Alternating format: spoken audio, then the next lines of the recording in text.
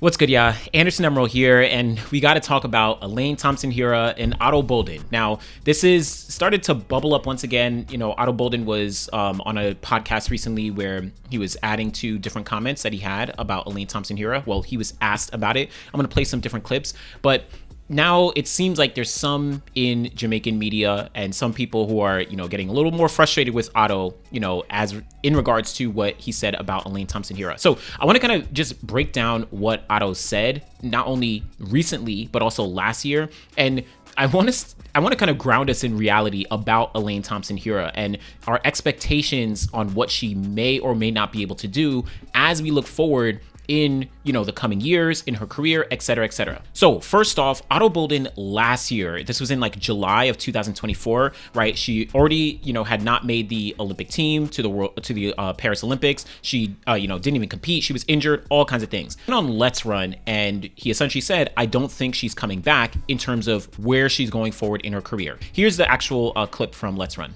One person who's not going to be at the Olympics, but she would be going for the Usain Bolt, the third straight double. Elaine Thompson-Herah, like in the sprint world, what is the talk on her? Like, do people think, wow, she lost so much money by not paying her coach? Or what's the thought process there? I think she may have overestimated her value when she won the second double, her and her husband. It happens. It happens a lot in this sport. You have athlete X who thinks, oh, well, I did blah, blah, blah, blah, blah, and nobody's ever done that. But the shoe companies sometimes look at you differently. The shoe companies, I think it happened with Allison Felix. The shoe companies look at you, think New England Patriots. They look at you and they go, wow, that's a fantastic achievement. Is it up from here or down from here?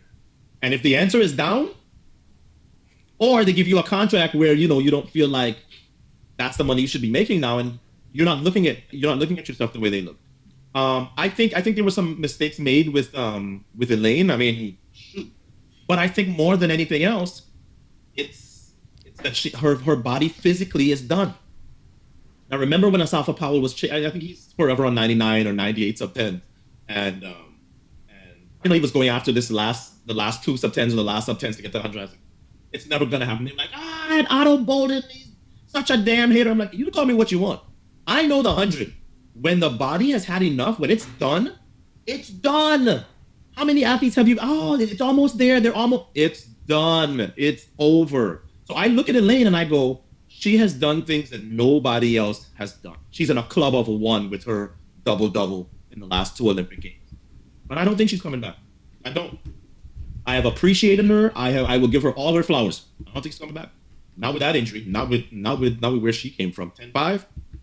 So that was Ato Boldon on Let's Run. Again, this was from July 2024, ahead of the Olympic Games. In the early part of the year, we had seen her run at Prefontaine, where she was, drastically injured and she finished last place. And then we saw her at the New York City Grand Prix, where she literally fell to the track right after crossing the line and had to be carried off. Like, I'll try and put a clip on the screen here. So this is coming off what we had seen from Elaine, and him saying that, she's done. It makes sense in the context of Ato Boldon being a very well-respected, of course, broadcaster, analyst, but also athlete in the sport, and a world championship gold medalist from 1997, two-time Olympic bronze, or, a bronze medalist, multiple-time medalist. Like, he's successful. So he understands, athletes, their bodies, their technique, like all these kind of things as it relates to their careers. And watching Elaine, he's making an assessment based on that. So now, circling back to recently, this past weekend, we actually just saw Ato Boldon once again. This time, he was actually on the Talk Sports podcast, which is part of Grenada Sports, and he was speaking, or he was asked about Elaine Thompson-Herah once again. So here's the clip with Ato Boldon expounding on what he said in 2024, and then we'll kind of break down a couple things and also look at Elaine Thompson-Herah's future. Do you think Elaine will make a comeback? I've already given my opinion on this. I have already said I think Elaine is done as a threat. That did not go over well in Trinidad. It did not go over well in Jamaica. Because it is seen as me insulting the queen. And it's like, no, Elaine actually, I think, can make a case for best overall sprinter ever. She's done what nobody has done. 100, 200, back-to-back Olympics. Nobody has done that. But maybe as a result of that, her odometer is a little higher than everybody else's. And when you see feet and Achilles and those sorts of parts giving out, do you understand the forces necessary to run 10.5 or 10.6 or 10-7. To ask, it's like going and finding a car that has a ton of miles on it, and you pretty it up, and maybe it looks good, and now you ask it to go and do what it used to do in the beginning, and it falls apart. And it's like, when I said it wasn't with any malicious intent. Somebody asked me, is Elaine going to be a factor? It was last year, and I said no. I think Elaine is done as a threat. Well, of course, the headline is Boldon says Elaine is done. It's like, well, if that's how you want to put it, fine. But if you're asking me if I think Elaine is going to win another medal in her career individually, no, I don't. I'll eat that crow with pepper sauce if she comes back and does it, because I would want to see her in the same way I would want to see Shelly-Ann Fraser-Pryce run one more time. I would love to see Elaine come back and have a this is for Ato Boldon's prediction kind of year. I don't think it's happening. So here he's very clear and says he doesn't think Elaine Thompson-Herah is going to win another medal in her career. And let's be very clear with what Ato Boldon is saying here. He's acknowledging and giving Elaine Thompson-Herah as much props as you can give her. Literally saying she arguably is one of the greatest sprinters ever. She literally won the double-double at 2 Olympic Games. 2016, 100 meters and 200 meter gold. 2020, 100 meter and 200 meter gold, in addition to a 4x1 gold to get the sprint triple. One of, now just 7 women in history to ever win the sprint triple at Olympics or World Championships. She's run 10.54 seconds, making her the second fastest woman in history. She's run a bunch of 10.6s, a bunch of 10.7s. Like, she obviously has the career and has the accolades to be recognized as one of the greatest sprinters overall in history. And Ato is doing that. But he's also acknowledging the reality, as I said, based on his credentials, based on, his experience in the sport, and seeing the injuries that not only he's seen, but we've also seen that Elaine Thompson-Herah has faced throughout her career. Let's be honest, when she came onto the scene in 2015, got the silver medal at the World Champs, ran 21.66 in the 200. She then followed that up at the 2016 Olympics, winning the double, 100 and 200. But 2017, 2018, and 2019, she dealt with those injuries. That was when she picked up the Achilles injuries, the foot injuries, all that, and was unable to either medal in 2017 or 2019 or compete to the best of her ability. And that drastically hindered her. She did return in 2021 to win the Olympic double once again, but then hindered by injuries in 2022, right? She switched coaches. She did get a bronze medal in the 100 and, was part of the 4x1 that won the silver in 2022. But the injuries really set her back from being the athlete that we saw specifically in 2021. And yes, even in 2023, she did pick up injuries, wasn't able to individually qualify for the World Championship team, got on the relay, ran the prelims in Budapest. And after that, under the coaching of Coach Osborne, shout out to her and Brian Lavelle right now, under the coaching of Osborne, she was able to get back to running 10.7, but she's been dealing with those injuries that, unfortunately, at this point, 2024, 2025, have just kept her out of the sport and kept her from being the best athlete that she can be and the athlete that we've seen in years past. I think that a lot of people look at Elaine as obviously having run those fast times, obviously having won those medals, and they look forward and say, okay, if she can get healthy, she will get back to that. But as the years progress, she's not getting any younger. Right now, she's 33 years old. And by the time we get to 2027, she's going to be 35. 2028 Olympics, she's going to be, 36. I'm going to talk about her potential to actually medal relative to some other women. But one of the parallels that I think comes into play is people will look at Elaine and then they'll look at Shelly and say, oh, Shelly was able to do this, much later into her career. 2022, Shelly-Ann was 35 years old. 2023, when she got a bronze medal at the World Championships in the 100, Shelly-Ann was 36. So people look at that and say, hey, Elaine could, she still has a potential to do it, right? She can get there. But Elaine and Shelly are drastically different, right? Shelly-Ann Fraser-Pryce has not dealt with the injury setbacks that Elaine Thompson-Herah has dealt with all throughout her career. Though, off of memory, the only times that Shelly-Ann truly dealt with injuries was 2011 when she eventually got 4th place at the World Championships, 2016 when she got the bronze medal at the Olympic Games, and then more recently in the later half of her career, right? 2023, a little bit in 2024, and then of course, this year a little bit as well in terms of a slower year that she was retiring. But Elaine Thompson-Herah has dealt with season-ending injuries, like literally season-ending injuries where 2024 could not compete at all. Even when you look back to 2017, 2019, where she made the finals, but she was way far off her best, right?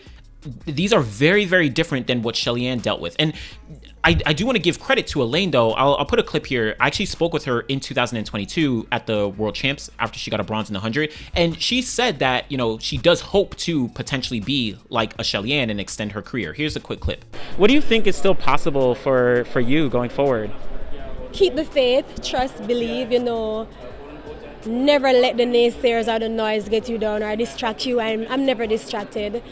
I am not bothered what nobody says about me. I think whatever they say motivates me because I like to prove how good I am.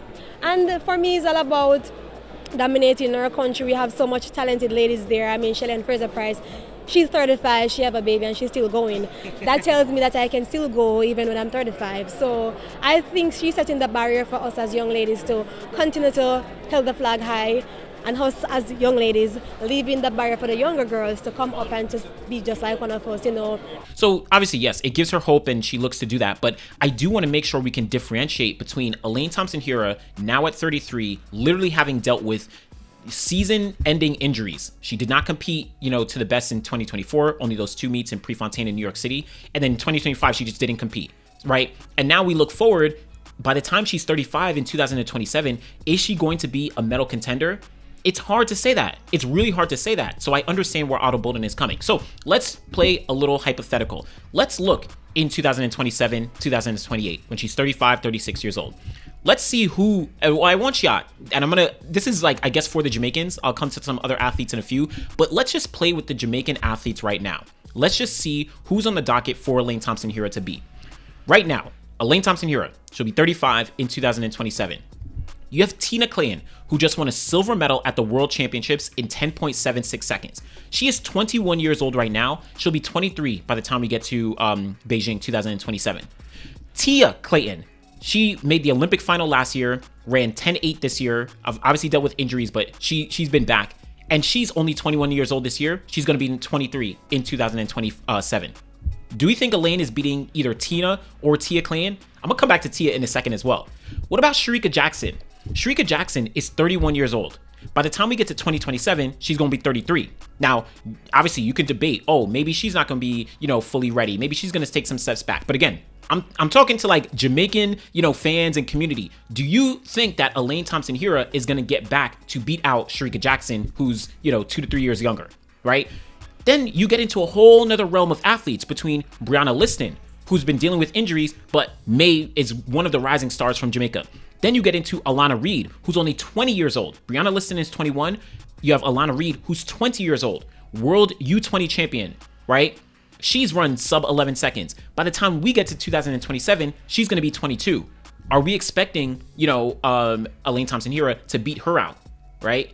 She's going to be making progress. Even someone like Brianna Williams, who, yes, she hasn't done well. She still has a potential, though, and she's only 23 years old. She'll be 25 by the time we get to 2027. Are we saying that Elaine Thompson-Herah is going to beat out all these different women to ensure that she not only makes the team to the World Championships, but then also gets on the podium ahead of, I'll talk about some of the other names in a second, but ahead of all those women, right? Just imagine, again, I'm giving it to y'all Jamaicans. Let's say that Tia, Tina, and Shericka Jackson sweep, are the best 3 in Jamaica. Are you saying Elaine is going to beat them based on what we've seen in the past couple years and based on the fact that they are all drastically younger? Obviously, Shericka isn't drastically younger, but Tia, Tina, literally a decade younger, right? And just to harp on the point a little bit more, ahead of the World Championships this year, we saw that Tia Clayton did not qualify for Worlds, right? She got injured in the final at Jamaican Championships. There was a decent contingent of people online saying that Tia Clayton should get the spot to the World Champs ahead of Shelly-Ann Fraser-Pryce because she has a better chance of getting on the podium than Shelly-Ann. There were people literally saying that the GOAT of the women's 100 meters, one of Jamaica's greatest athletes of all time, forget just track and field, greatest athletes, and one of the world's greatest athletes, shouldn't get the chance to end off her career at the World Championships in Tokyo because Tia Clayton, who was injured at the time of Jamaican trials, she has a better chance of getting on the podium. That was the conversation. So it's interesting because it's okay, Elaine, saying that she's not going to be able to get on the podium is seen as disrespectful in some circumstances. But then people are saying, oh, Tia should take the spot of Shelly-Ann Fraser-Pryce, even though Shelly-Ann earned her spot. And I'm not saying this is every single person, but I'm just saying certain conversations and certain narratives that do arise, but are not necessarily grounded in reality when we start to look at, the 100-meter field for Jamaica on a whole. And that's just Jamaica. I wanted to make sure I could play that game and allow you to understand why it's not as realistic to see Elaine getting onto the podium at a World Championships just going through Jamaica. But then you add in the rest of the world, between Melissa Jefferson-Wooden, between Julian Alfred, between Sha'Carri Richardson. I know some of y'all gonna be like, oh, nah, Sha'Carri not go. Sha'Carri is 25 years old. She's run 10.6. And yes, you can take one season, to stock for what she, didn't perform in terms of getting on the podium, et cetera, et cetera. But at the end of the day, she's a world champion and she's an Olympic silver medalist. She's run 10.65 seconds. She's one of the fastest all time. If you're going to say that Sha'Carri having one bad season is way worse than Elaine having a couple bad seasons when it comes to injuries and setbacks, then, at that point, we're just playing favorites. Again, I'm not saying this is every single person, but I want to ground us in the reality of where Elaine Thompson-Herah is at in her career relative to the rest of the world in the 100 meters. So really, really important. And it's the hard truth. Elaine Thompson-Herah is very likely not to get back to not only her previous form, but potentially not even getting back to making a Jamaican team, getting on the podium, et cetera, et cetera. Just based on the landscape of the 100 meters as we see it right now. But I do think we have to make sure we can engage, with criticism, with, information, with all these different things in a constructive ways without being so harsh. So I don't know, just a thought process on what Ato Boldon said and why I think people are going a little too far and all that. I don't know. We gotta be honest, y'all. But let me know what you think about Elaine Thompson-Herah, her progress, her career, her progression. Do you think maybe she's gonna get a medal? Again, based on everything I laid out, I don't know. Be sure to like the video, subscribe to the channel. Truly do appreciate y'all. Thanks for watching.